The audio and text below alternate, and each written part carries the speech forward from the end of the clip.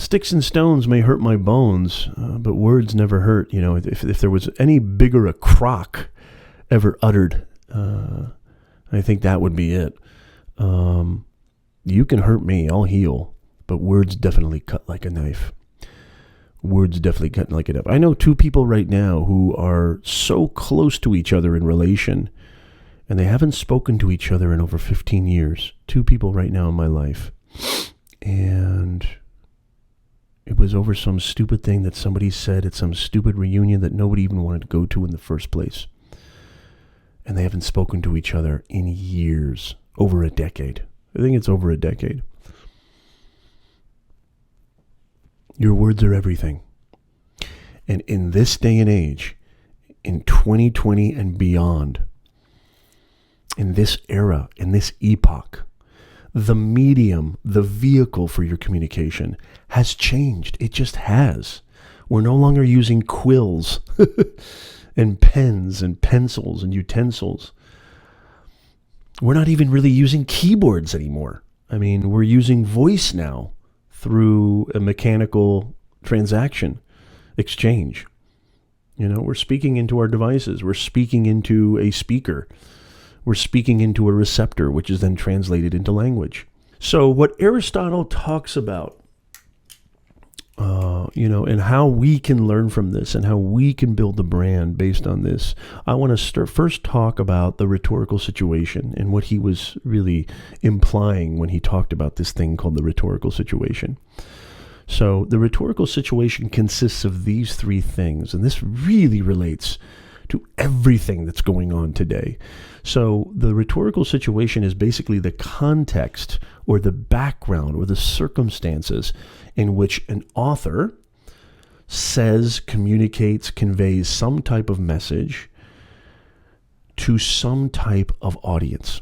So really it breaks down into this trifecta: author, message, and audience. And sometimes message can be substituted with purpose. So what is your purpose as an author, and what are you trying to convey to a specific audience, to what type of audience? So Aristotle says, in order to be persuasive, in order to have a persuasive capacity, which if you think about persuasion is really, I don't want this to be confused with, persuasion is selling or manipulation. It's none of that, as a matter of fact. As a matter of fact, if you're trying to be manipulative or salesy or whatever, and there's nothing wrong with sales, by the way. I mean, sales, that's a whole nother live stream. Sales has been completely misunderstood. Sales is essential, A. And B, you cannot sell if you're not selling with authenticity, creativity, and and you can't back it up. You have to be able to back it up. And so persuasion, if you think about it, when I say techniques, it really revolves around this. You first need to, if you ever want to try to reach any type of audience with your purpose, the first thing that you absolutely need to persuade on is you need to persuade that reader, that viewer, right? That employer, that client, that customer, whomever, that girl, that man, that woman, that potential mate or mate, potential. Yeah, it is a potential mate, I guess. Potential lover, potential wife, husband, whomever the audience is. You need to first persuade them that this is in their interest, that you should pay attention to this. You need to grab their attention. So if you think about it, a lot of people attribute persuasiveness to selling or argumentative. If to put it in writing terms or speech terms, it's an argumentative piece or an argumentative speech. Not true. With anything, if you're just doing a demonstration or informing or just a how to do or just a hello, a meet and greet, or you're just trying to get to know somebody, first of all, their attention needs to be persuaded. You need to ensnare their attention. So really, everything needs to be persuasive, if you think about it. And you're persuading every single day. You may not even know. You're persuading every single day with every type of communication, especially in the online space. Specifically in the online space. So it breaks down to this, the rhetorical situation. Who are you as an author? What is it that makes you tick? You need to be aware. Remember what I said about the definition of rhetoric. It's an awareness of the language choices that we make. In order to make choices for language, you first need to be aware of who you are. That's why the impetus of this channel is discover your purpose. Who are you? What are you? What are you all about? What makes you tick? What gets you up in the morning? What puts lightning bolts in your veins? What energizes you? What gets you motivated? Why do you do what you do? What makes you the human being that you are? I mean, it sounds kind of like bumper stickery. Discover your purpose. Hey, come on down to Wayne's Body Shop. We're going to help you discover your purpose. It sounds cliche. I know that. I know it sounds a little kind of maybe flighty or woo-woo-y, but it's really the most important thing on the planet as a human being. Who are you as an author? And don't get it or a creator or a speaker, okay? Or a business or a educator, a trainer, a coach, a father. Who are you? It's literally impossible to craft a compelling message that reaches a specific audience if you don't know who you are. This is the breeding ground for misunderstanding. Then when you discover, a more clearer picture, idea of who you are, now you can start crafting that message. Okay, so I know where I come from. I know my perspective. I understand the intention behind what I want to do. And it's coming from an authentic place. Authenticity is the number one persuasive technique. I don't want you to think of these techniques as even the word technique kind of belittles it or undermines it in some way. There's nothing that persuades better than your earnestness, your sincerity. That's why I've got no problem with sales. I get on the phone all the time with clients and I close sales. I actually, advise even my branding students. Look, if you're trying to build an online business, don't just think that content marketing, which is fantastic, but don't think that inbound marketing, content marketing, or branding is the only way to accrue customers. You need to get on the phone. You need to talk to these people. You need to sell them. You need to close them. And if you don't believe in your product or service, your earnestness is not going to come through. Your intention is going to be totally overlooked and undermined, and you're not going to be able to persuade them. Nothing persuades more than sincerity, authenticity, and earnestness. That's why it's not sales, okay? My definition of an effective salesman is just being an honest, effective storyteller, informing people, okay, on what your story is. Who are you? Who are you, Nez? I don't know who you are. Who are you? I would like to know who you are. It's time for us to talk about and give you your weekly overlay. When's the last time you, Nez Nation, have been overlaid? Well, if you've been starving for overlayish, or an overlay, or overlaying, now I'm just speaking gibberish, you're going to get your overlay right now. I'm going to quench your thirst. Ladies and gentlemen, as we do every single Sunday at 2 p.m. Pacific, 5 p.m. Eastern Time, we go live here on Nez Nation Live, the Personal Branding 101 live stream podcast. And this is where we help you to build your online reputation so you can elevate your career and grow your business, period. And build a community. So every single Sunday, we'd love to see you guys here. And please don't forget, we have an awesome podcast. We're everywhere. We're on iTunes, Spotify, Google Podcasts, Stitcher, Anchor, you name it, we're there.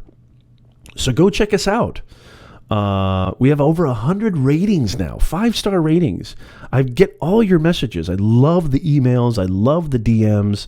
Hey, Nez, I loved your last podcast episode. Hey, Nez, this was so cool. This helped me a lot. Hey, Nez, your podcast sucks. I take any message. I don't care because I love all feedback. So I want to get better and better and better. I have an eternal learning mindset. At least I try to be, and I want to constantly learn, especially from these two dudes behind me. How did you guys get here, by the way?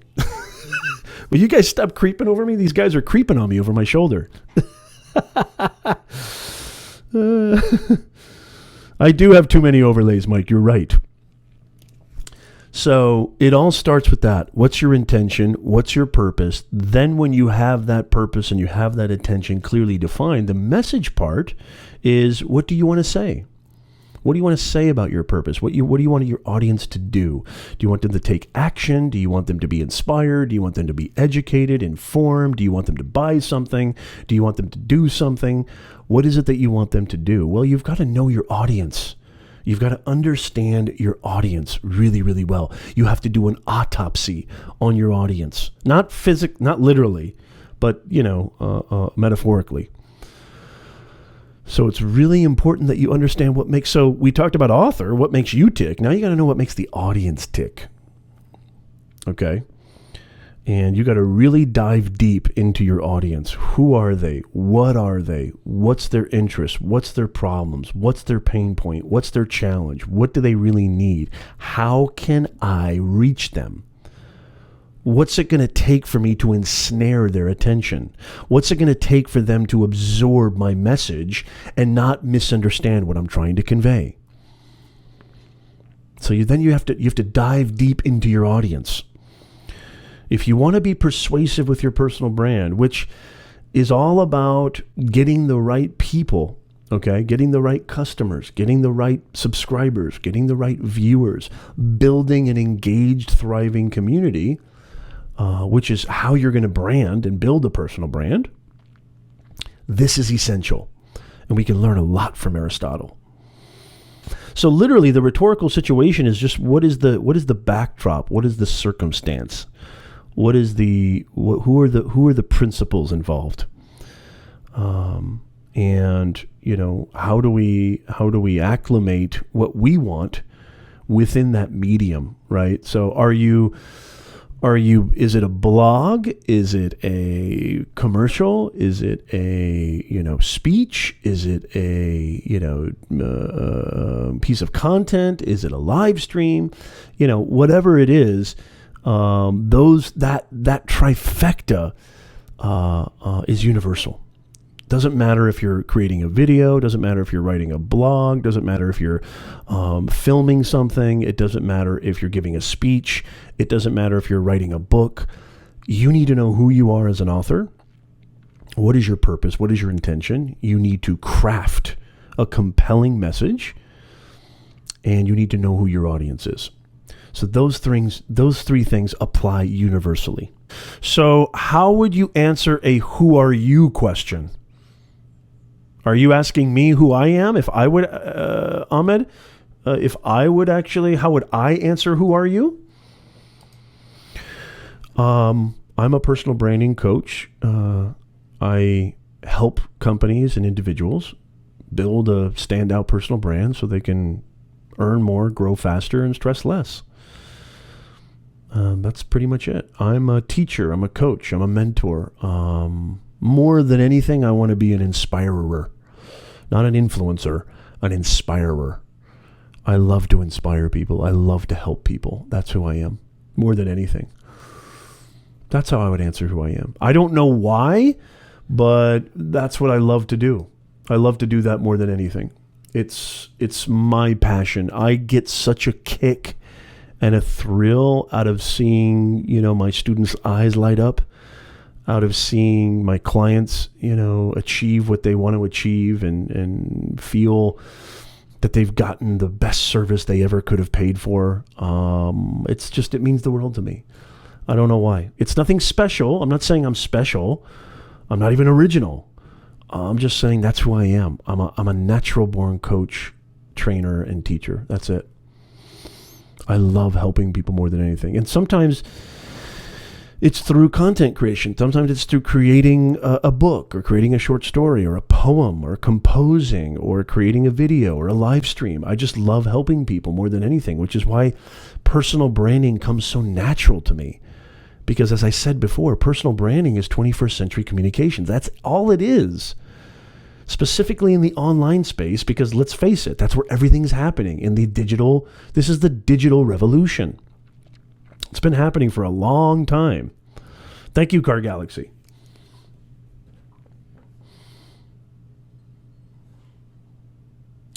So would you so we have a very nice Stony Creek. That's great to hear that. So we have a follow-up question from Ahmed.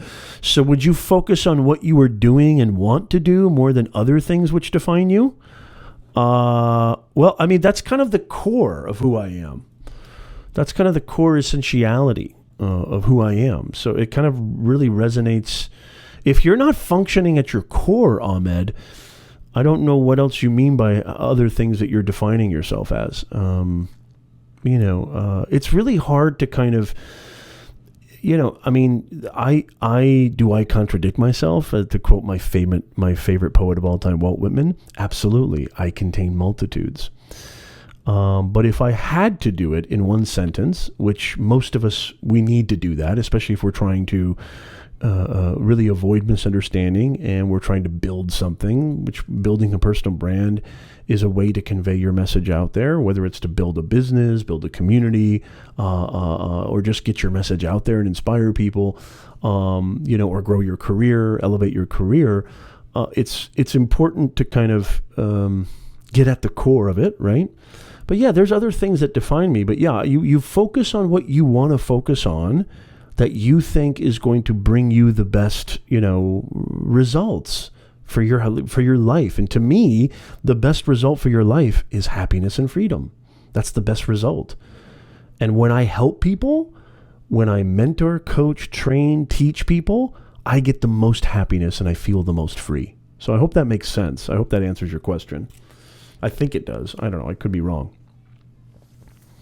Thank you so much, Car Galaxy. I really appreciate that. And I know, Car, you do some amazing, talk about helping and talk about inspiring. We've got some amazing channels, amazing creators in the chat here right now, and I'm just so impressed with all you guys.